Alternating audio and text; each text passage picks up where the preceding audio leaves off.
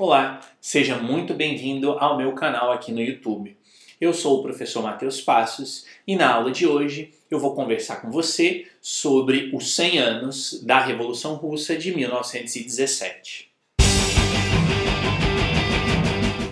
Eu quero começar essa aula de hoje falando para você o seguinte, que a Revolução Russa, para o bem ou para o mal, foi um marco na história da humanidade. Assim como a Revolução Francesa de 1789 foi também um outro marco, a Revolução Americana, ou seja, a independência dos Estados Unidos, também pode ser vista como um outro marco, ou a ascensão do Hitler depois na Alemanha. Enfim, a história humana tem aí alguns momentos, né, que são realmente marcantes e que mudam a história da humanidade como um todo.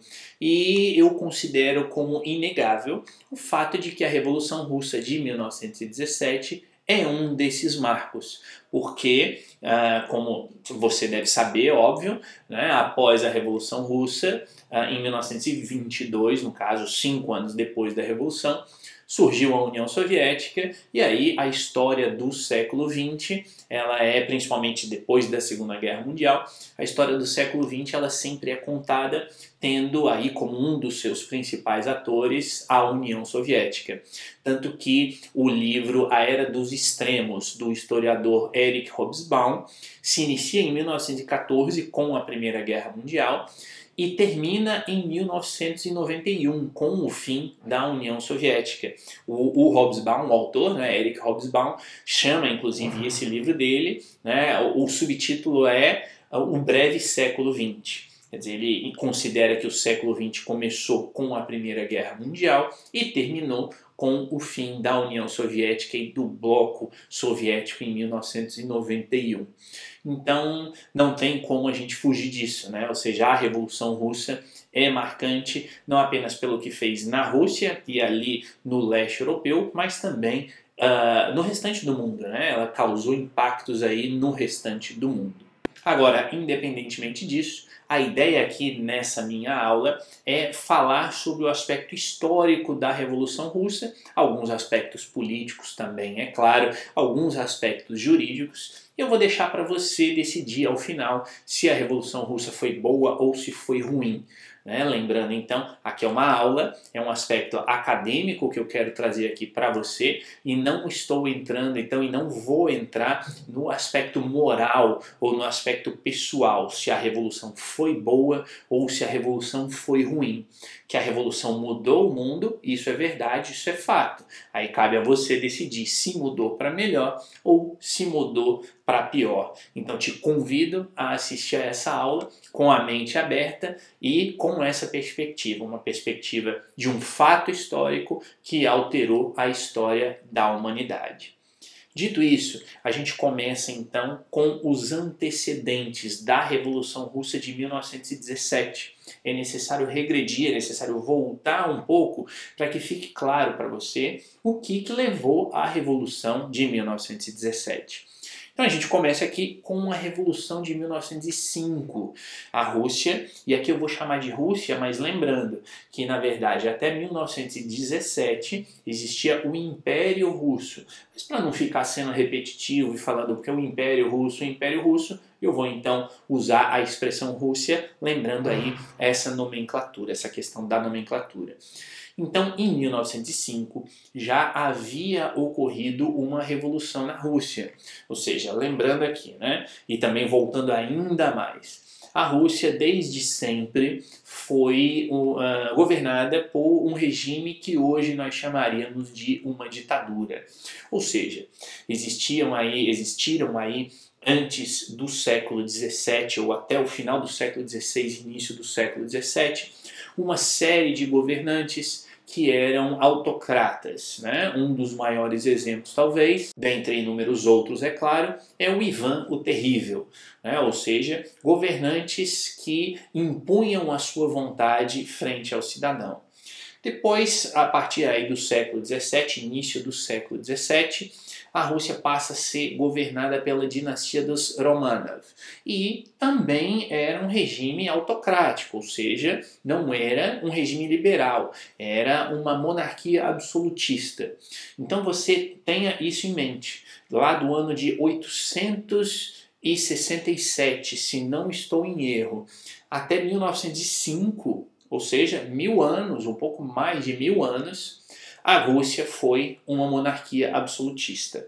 É claro que com variações, momentos mais absolutistas, momentos menos absolutistas, mas o que eu quero chamar a atenção é que durante esse período aí de 1000 anos, 1100 anos, a Rússia sempre foi governada dessa maneira, com a imposição dos líderes frente aos cidadãos.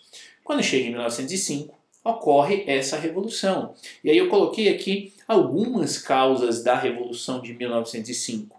Primeiro, a guerra com o Japão. A Rússia estava em guerra lá no Extremo Oriente com o Japão e perdeu a guerra para o Japão. Portanto, havia esse sentimento de insatisfação pela perda da guerra com o Japão. Houve o surgimento de uma classe média. Quer dizer, a Rússia aí ao final do século XVIII e XIX principalmente começa a se industrializar e essa industrialização do país leva ao surgimento de uma classe média que passa a buscar benefícios para si. Benefícios aqui não no sentido, né, de regalias, mas no sentido de buscar direitos para si. Muito resumidamente, o que ocorre aqui, e uma analogia assim, muito geral, o que ocorre nesse período de industrialização da Rússia é a mesma coisa que ocorreu no período de industrialização da França e que levou à Revolução Francesa. Ou seja, o surgimento de uma classe média que passa a economicamente sustentar o Estado por meio do pagamento de impostos, mas não recebe nada.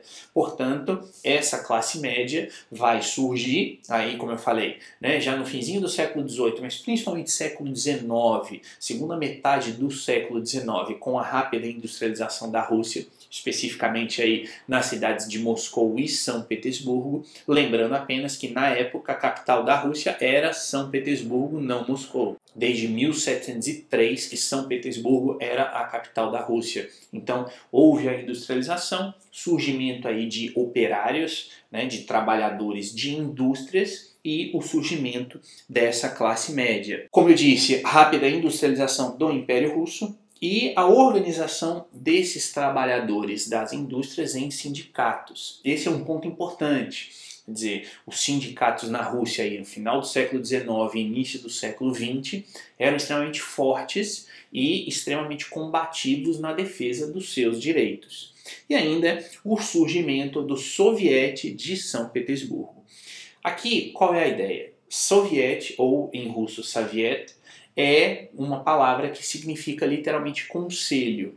Então a ideia que eu quero que você grave aí, que você guarde é a seguinte: os trabalhadores de indústrias se organizavam e montavam conselhos dentro de suas respectivas indústrias. Por isso que eu falei, os sindicatos dos operários industriais na Rússia eram extremamente fortes, montavam conselhos e esses conselhos passavam a administrar as fábricas, ou se não a administrar, mas a ter uma voz muito forte dentro das fábricas. Então surge na Rússia essa ideia de Soviet, de um conselho, né? Ou seja, um conselho de trabalhadores, né? Como se fosse ali as lideranças dos trabalhadores, mas com uma força política muito grande. Então esses são alguns dos elementos aí vinculados à Revolução de 1905. Então, repito, esses 5 pontos que eu coloquei aqui são pontos que dizem respeito às causas da Revolução de 1905. Além disso, um outro antecedente da Revolução Russa é aquilo que se chama de Domingo Sangrento. Basicamente foi uma manifestação, mas uma manifestação pacífica e uma manifestação para alguns até presentes nessa manifestação buscavam apoiar o czar Nicolau II. E o que aconteceu?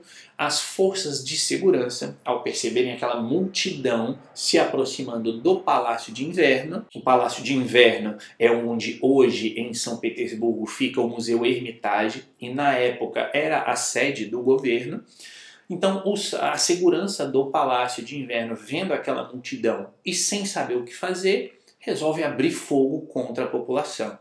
O resultado foi a morte aí de mais ou menos 5.000 pessoas, essa é a estimativa, com 15.000 feridos. A manifestação se estimava que tinha de 60 a 70 mil pessoas. Então era uma manifestação até religiosa, muito mais religiosa, e como eu disse, alguns até apoiando o czar Nicolau II, e ocorreu isso. Então, obviamente, né, que os sentimentos ficaram aí aflorados, e aí ocorre então, repito, essa revolução em 1905.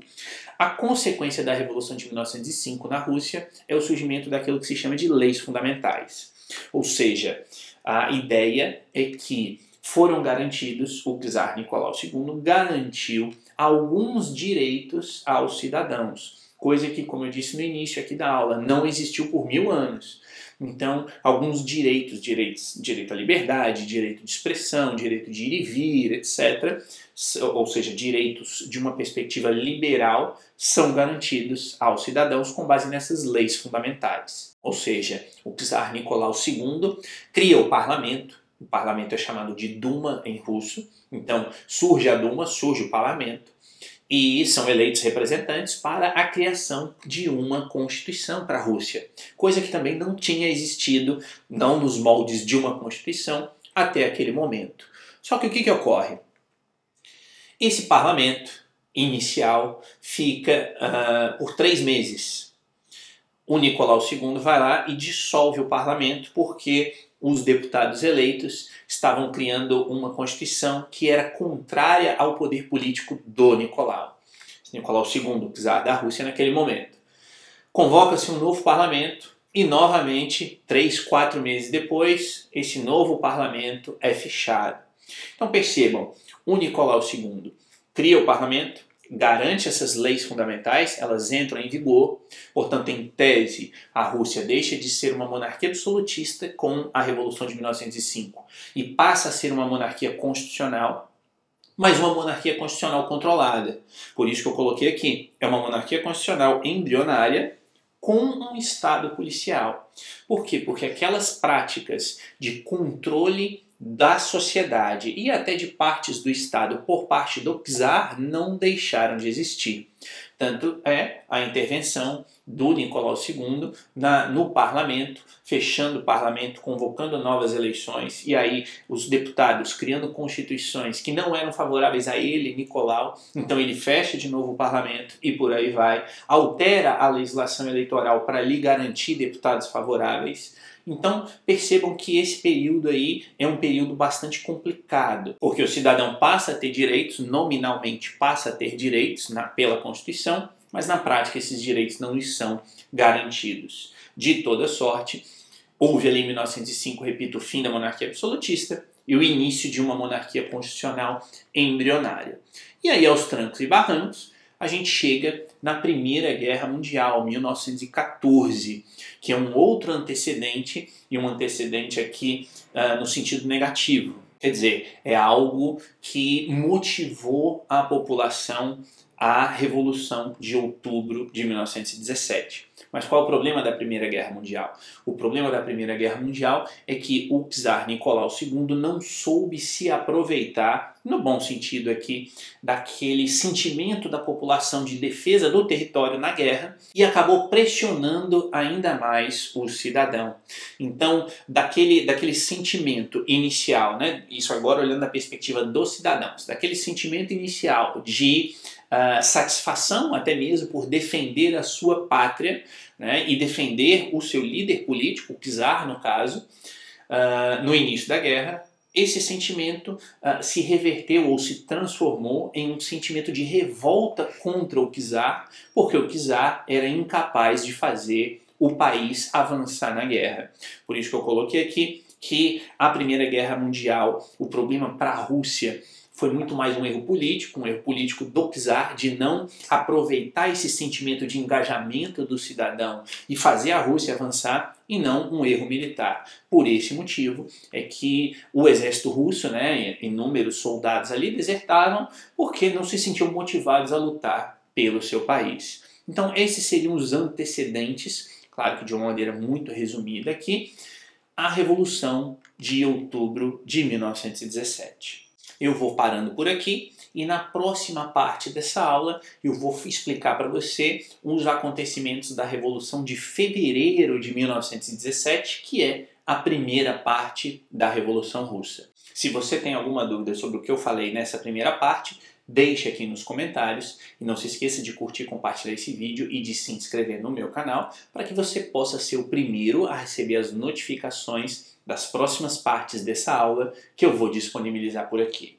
Muito obrigado por ter assistido, um abraço e até a próxima.